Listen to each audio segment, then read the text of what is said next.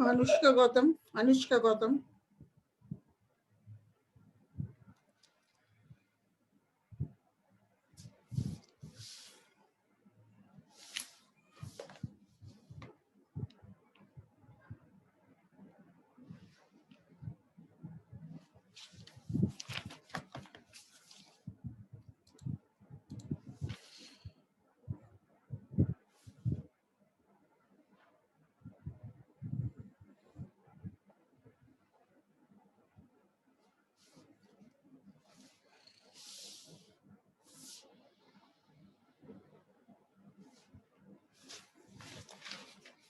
सृष्टि गोयल, पूजा चौधरी, अनुष्का गौतम।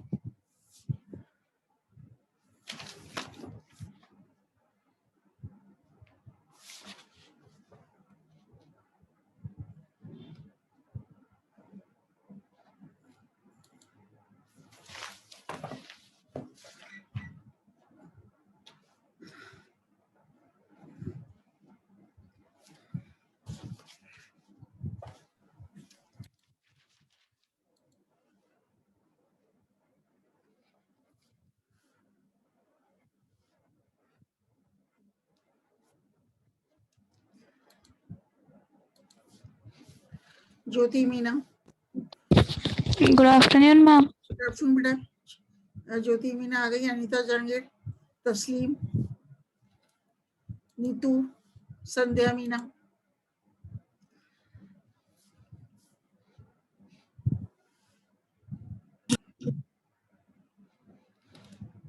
संध्या मीना, तस्लीम।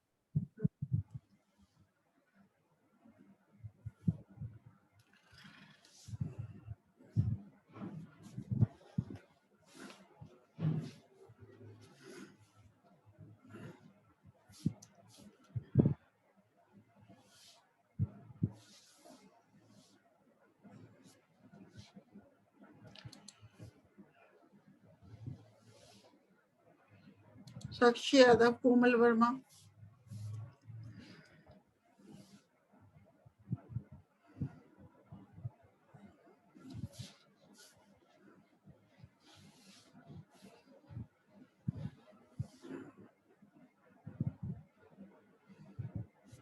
दीक्षिता मंजिना, साक्षी Yadav.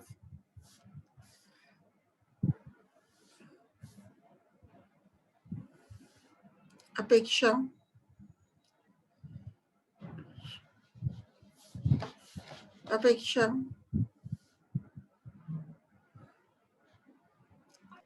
Pinky Chaudhary,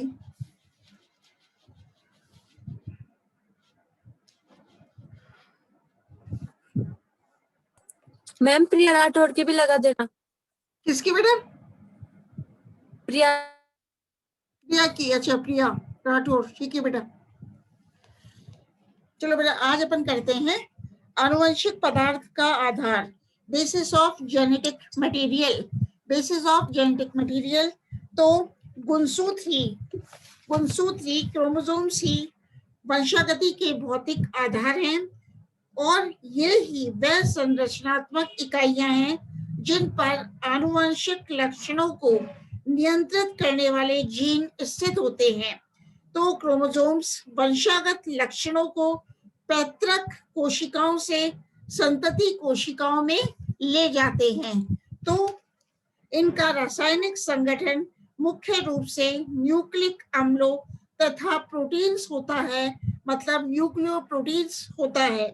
nucleic acid मुख्य रूप से डीएनए तथा आरएनए होते हैं। न्यूक्लिक एसिड्स क्या होते हैं? न्यूक्लिक एसिड्स मुख्य रूप से डीएनए तथा आरएनए होते हैं। कुछ वायरसों को छोड़कर सभी जीवों में मुख्य रूप से डीएनए पाया जाता है। तो अपन देखते हैं कि यह एक महत्वपूर्ण रासायनिक यौगिक है। प्रयोगों द्वारा अब यह पूर्ण रूप से प्रमाणित किया जा चुका है कि डीएनए ही आनुवंशिक सामग्री है, ना कि प्रोटीन्स। कि डीएनए ही आनुवंशिक सामग्री है, ना कि प्रोटीन्स। तो अब अपन ब्रीफ हिस्ट्री के बारे में बात करते हैं।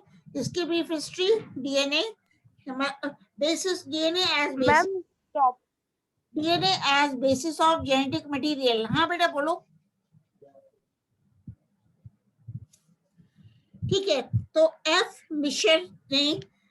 मिशर ने सर्वप्रथम क्या किया? सर्वप्रथम डीएनए को श्वेत रक्त कणिकाओं से विलगित किया और एफ मिशर ने डीएनए को न्यूक्लियन नाम दिया। एफ मिशर ने सर्वप्रथम डीएनए अणु को श्वेत रक्त कणिकाओं से विलगित किया और उन्होंने इसे न्यूक्लियन नाम दिया। क्या नाम दिया? न्यूक्लियन नाम दिया। ठीक है, एक बार अपेक्षा को एडमिट कर रही हूं, किंतु उस समय तक इसकी रासायनिक प्रकृति ज्ञात नहीं थी। तो सन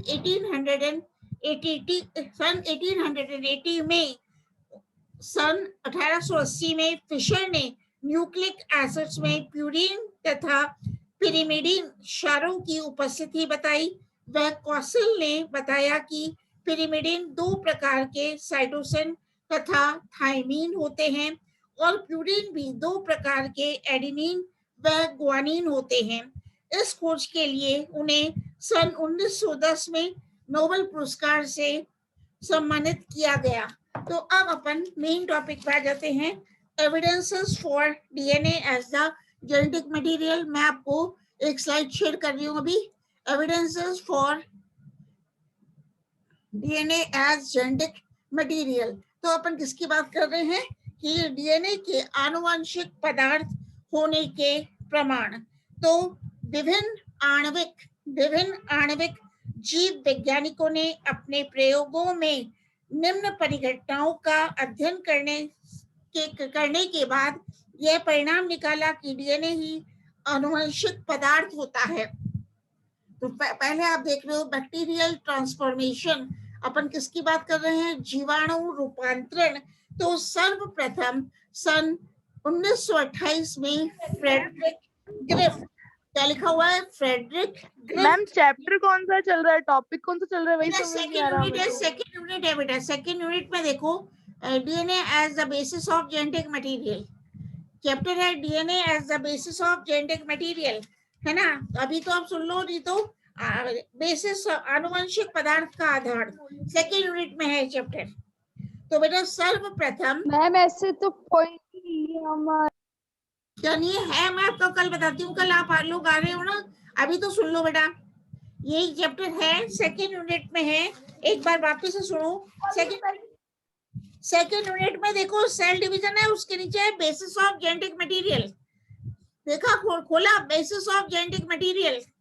यूनिट सेकंड में है सेल डिवीजन, फिर है बेसिस ऑफ जेनेटिक मटेरियल। अच्छा, अब बीच में मत बोलना बेटा, अगर कुछ पूछता हूँ तो बोलना, तो मतलब इस संबंधित। तो सर्वप्रथम सन 1928 में फ्रेडरिक ग्रिफ्थ ने निमोनिया डिजीज कारक जीवाणु डिप्लोकोकस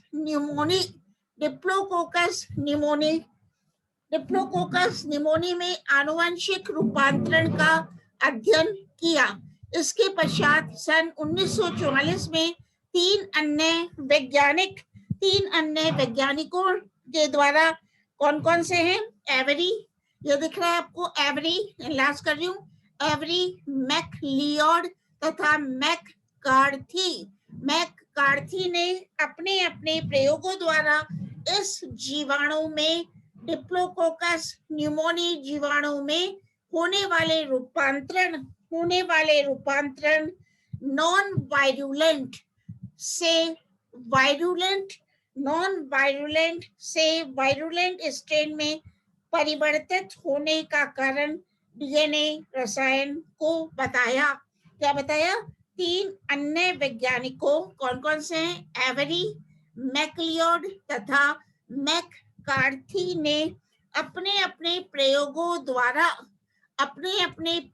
द्वारा इस जीवाणु में डिप्लोकोकस जीवाणु में होने वाले रूपांतरण उग्र प्रभेद नॉन वायरुलेंट से उग्र प्रभेद वायरुलेंट स्ट्रेन में परिवर्तित होने का कारण डीएनए रसायन को बताया। तो आप क्या देख रहे हो? डिप्लोकोकस न्यूमोनी जीवाणु जो कि चूहों तथा मनुष्यों में निमोनिया रोग उत्पन्न करता है, निमोनिया रोग उत्पन्न करता है।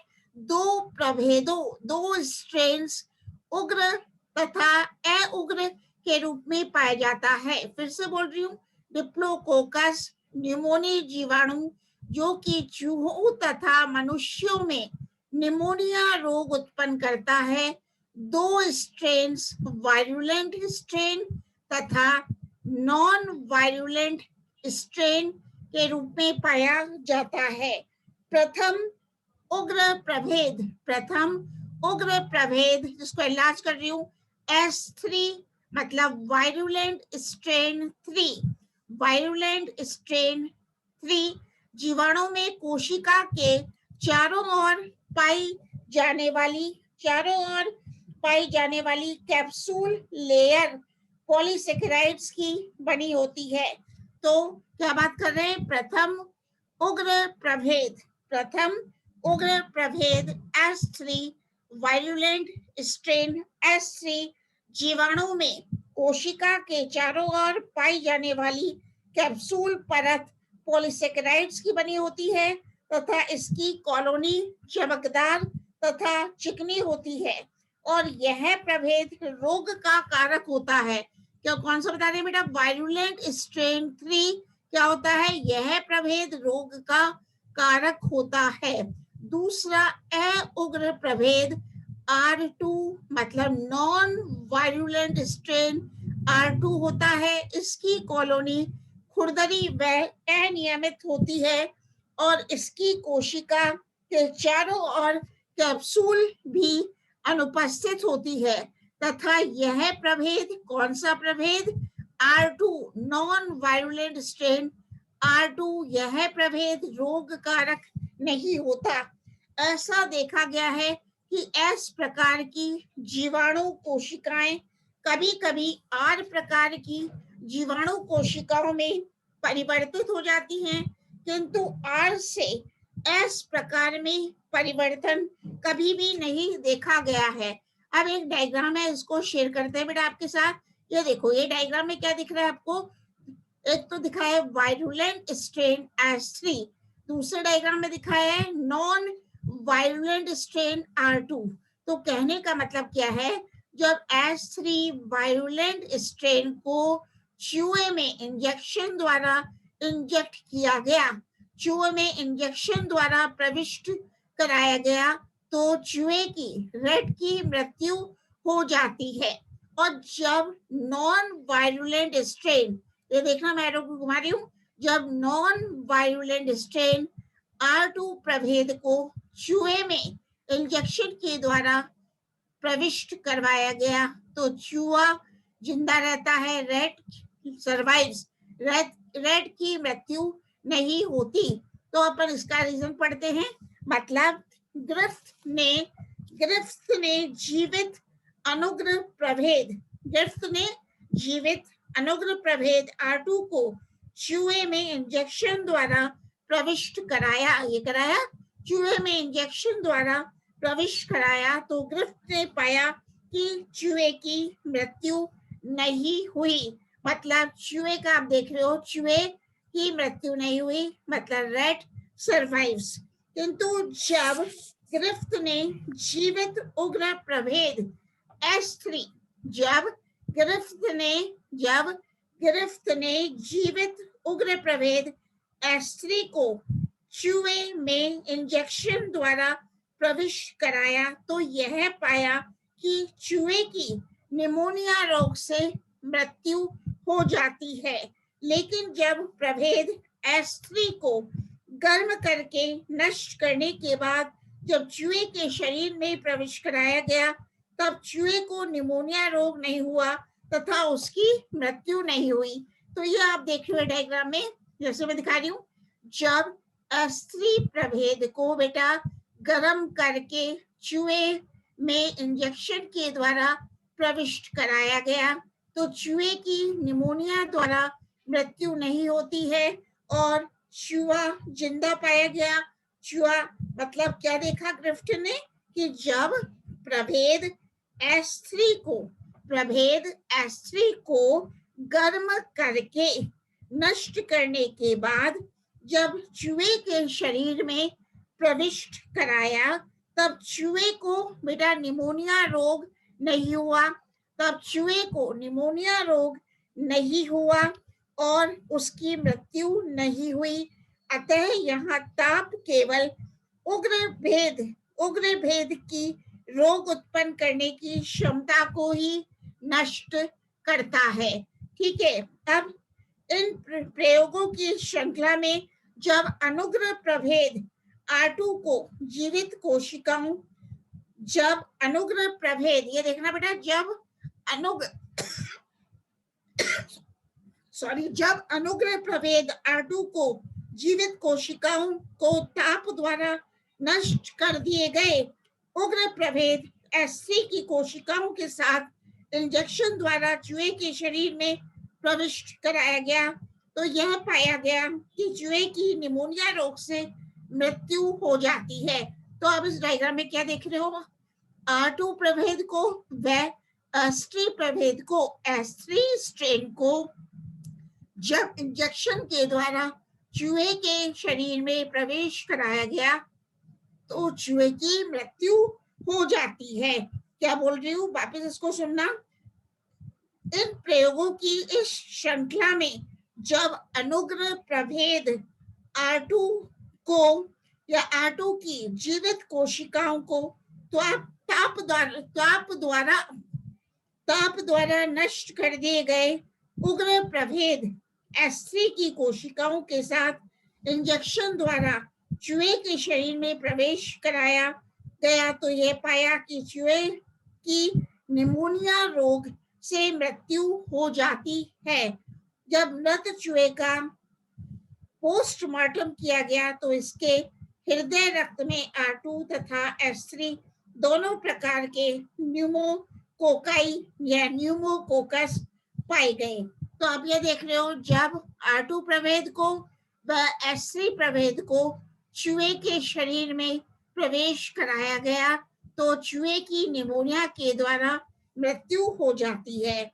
मतलब जब अनुग्रह प्रभेद R2 की जीवित कोशिकाओं को ताप द्वारा नष्ट कर दिए गए उग्र प्रभेद S3 की कोशिकाओं के साथ इंजेक्शन द्वारा चूहे के शरीर में प्रवेश कराया गया तो ये पाया गया कि चूहे की निमोनिया रोग से मृत्यु हो जाती है।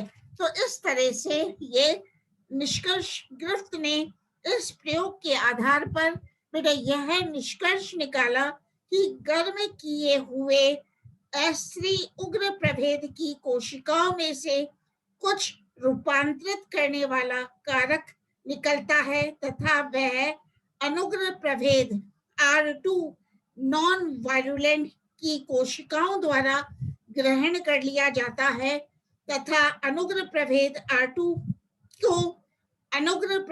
R2 को कैप्सूल युक्त S3 जीवाणु प्रभेद में रूपांतरित कर देता है।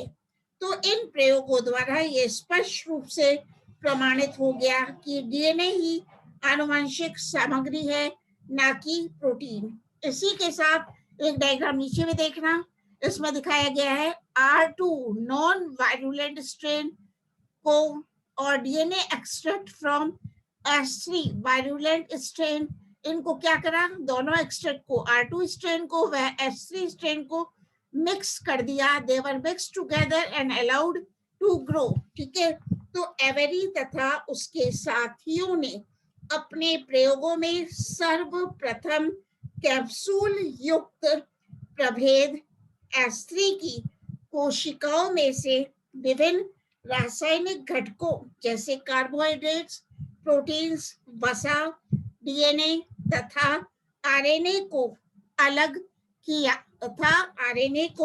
अलग किया इसके पश्चात एवेरी तथा उसके साथियों ने अनुग्रह प्रभेद R2 को संवर्धित किया तथा उसके संवर्धन माध्यम में अलग किए गए उपरोक्त रासायनिक घटकों को एक एक करके अलग अलग डाला तो यह पाया गया कि डीएनए घटक में ही यह क्षमता थी कि वह R प्रकार की कोशिकाओं को S प्रकार की कोशिकाओं में बदल सके। रूपांतरित S कोशिकाएं सभी लक्षणों में S3 उग्र प्रभेद के समान थी, क्योंकि उनमें डीएनए भाग S3 प्रभेद द्वारा प्राप्त किया गया था। इन प्रयोगों द्वारा यह स्पष्ट रूप से प्रमाणित हो गया कि डीएनए ही आनुवंशिक सामग्री है, ना कि प्रोटीन। तो अब अपन लेते हैं बैक्टीरियोफेज इन्फेक्शन, जीवाणु भोजी संक्रमण। मैम थोड़ा इंग्लिश में भी बोलो ना, इंग्लिश वालों को तो कुछ समझ ही नहीं आ रहा। नहीं यार, देखो मैं बोलती हूँ बेटा, पूरी मतलब we are studying the DNA as the basis of genetic material। अपन क्या पढ़ रहे हैं? DNA as the basis of genetic material। तो अपन ये देखा बेटा, डायग्राम में देखा है इंग्लिश मीडियम वालों के लिए। When the S3 strain, which is virulent strain, was injected in the mice body, with the help of injection, the mice dies because of pneumonia. Whereas when the R2 strain, which is a non-virulent strain, was injected in the mouth, in the body of the mice, then the mice survives because no pneumonia is caused। यहाँ तक समझ में आया बेटा? मतलब S3 strain was injected in the mice body and in the mouse body, and S3 strain was the virulent strain. So the mouse dies because of pneumonia। अब ये देखना, R2 strain is the non-virulent strain and it was injected into the mouse body, and because of this the mice survives, mice lives, and because no pneumonia is caused। अब देखना ये है, when S3 strain, which is the virulent strain, was heat killed, and then when this S3 heat killed strain was injected in the mouse, then the mouse still survives because no pneumonia was caused। आगे यहाँ तक इसमें दिखाया गया है। Griffith also proved in his experiment that when R2 strain was injected along with the S3 heat kill strain in the body of the mouse, then the mouse also dies because of the pneumonia। यहाँ तक आ गया English वालों को? तो ये दिखाया बेटा। तो Griffith concluded that the DNA is the basis of the genetic material। DNA क्या है? It is the basis of genetic material। अब अपन करते हैं बैक्टीरियोफेज इन्फेक्शन, जीवाणु भोजी संक्रमण। तो डीएनए एक आनुवंशिक पदार्थ है, इससे प्रमाणित। हाँ बेटा, क्या बोल रहे हो? आवाज आ रही है? ये टेप भी हो रही है। आप कुछ पूछना है तो मुझसे पूछ लो बेटा। डीएनए एक आनुवंशिक पदार्थ है, इसे प्रमाणित करने के लिए एक और उदाहरण जीवाणु भोजी वायरस में जनन क्रिया का अध्ययन है। तो यह वायरस जीवाणु कोशिका को संक्रमित करता है तथा जीवाणु कोशिका में ही इसका मल्टीप्लिकेशन होता है। उसके बाद जीवाणु कोशिका का लयन लाइसिस हो जाता है तथा कोशिका मृत हो जाती है। तो जीवाणु भोजी बैक्टीरियोफेज की संरचना में मुख्य रूप से दो भाग होते हैं, एक शीर्ष हेड तथा एक पुच्छ टेल पाई जाती है। बेटा डायग्राम देखना बेटा, पहले आपने प्रैक्टिकल में बनाया है, इस डायग्राम को देखो आप। यह है बैक्टीरियोफेज का डायग्राम। तो बैक्टीरियोफेज में क्या होता है? एक शीर्ष होता है, ये तो एक हेड होता है, और एक पुच्छ होती है, एक टेल पाई जाती है, और शीर्ष प्रोटीन आवरण तथा डीएनए कोड का बना होता है। मतलब the head of the bacteriophage is made up of protein and DNA code. मतलब शीर्ष प्रोटीन आवरण तथा डीएनए कोड का बना होता है, जबकि पुच्छ भाग की रचना में एक पुच्छ कोर, एक टेल कोर, एक पुच्छ आवरण, एक टेल शीट तथा कुछ पुच्छ रेशे होते हैं, टेल फाइबर्स होते हैं। तो देखना बेटा, इसमें क्या है, एक तो हेड है, एक है टेल। तो मतलब हेड में क्या है, हेड को क्या बोलेंगे, शीर्ष।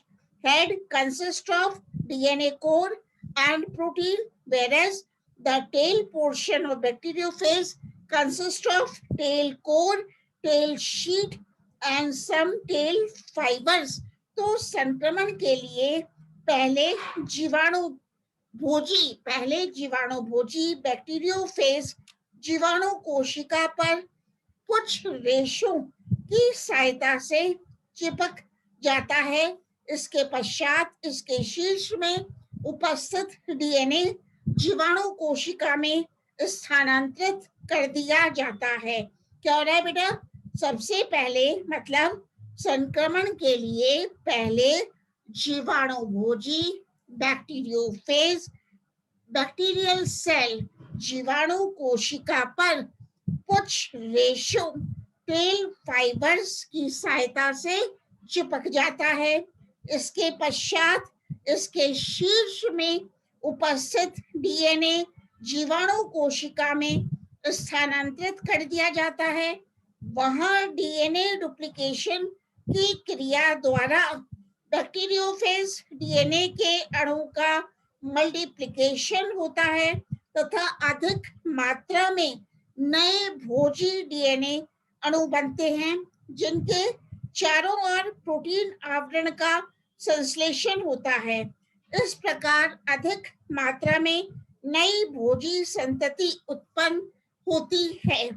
ये आनुवंशिक रूप से संक्रमणकारी भोजी के समान ही होती है। इस क्रिया के परिणाम स्वरूप जीवाणु कोशिका का लयन हो जाता है तथा नए बनने वाले भोजी मुक्त हो जाते हैं। मतलब अब बात करते हैं एडी हर्शे। ये देखना, ये वाली स्क्रीन है, यहाँ पे भी एडी हर्शे तथा एमजे